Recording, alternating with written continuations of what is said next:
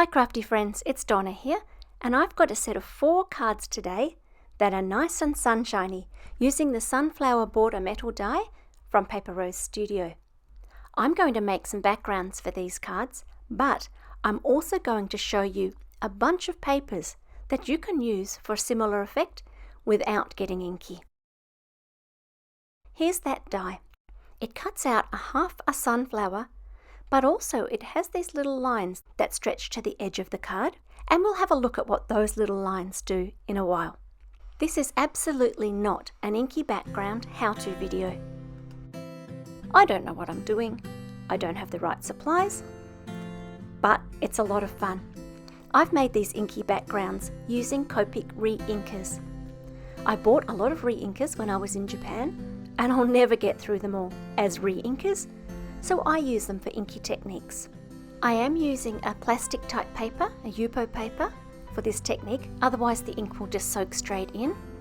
And I made a half panel, and then I made a sort of doubled mirror panel with a larger sheet of the paper so that I could get 2 more backgrounds out of it. As you can see, not all of the ink stayed on the paper. Let's cut one of these sunflowers out and have a look at it.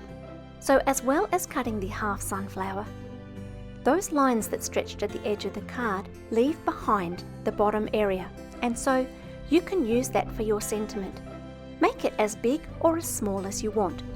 In my case, I want my inky backgrounds to show, so I've made a fairly narrow strip, and I'm going to stamp my sentiments directly onto that strip. I'm using these thanks sentiments, which are part of a new release from Paper Rose Studio, and this stamp has one gorgeous feature image as well as thanks or thank you in a bunch of different fonts and some secondary sentiments that you can use with it.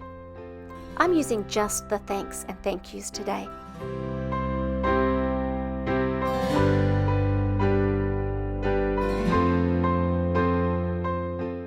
I'm gluing down my panel. I don't worry too much if it's too small. And then gluing down the sunflower and leaving it under a little bit of weight until it's dry. Making your own inky background isn't for everybody. You need the supplies, you need a high tolerance for getting inky, and a fairly high tolerance for chaos. If getting inky isn't for you, why not try a pre-printed paper? Here's a few I found. The Rainbow Twirl pack has a bunch. I chose this one out because it's got those nice sort of sunflower colours. There are also some great choices in Inky Colour or Inky Antics, or you can choose a paper that's not quite so inky, such as this Floral Bliss, or a paper from this Rainbow Garden Patterns. I really liked this paper with the craft sunflower on top, and I might have to go back and make that card, I think. This first card here uses the Inky Colour paper that I showed you earlier. The rest are all my own backgrounds.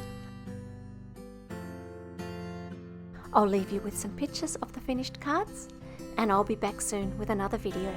Bye for now.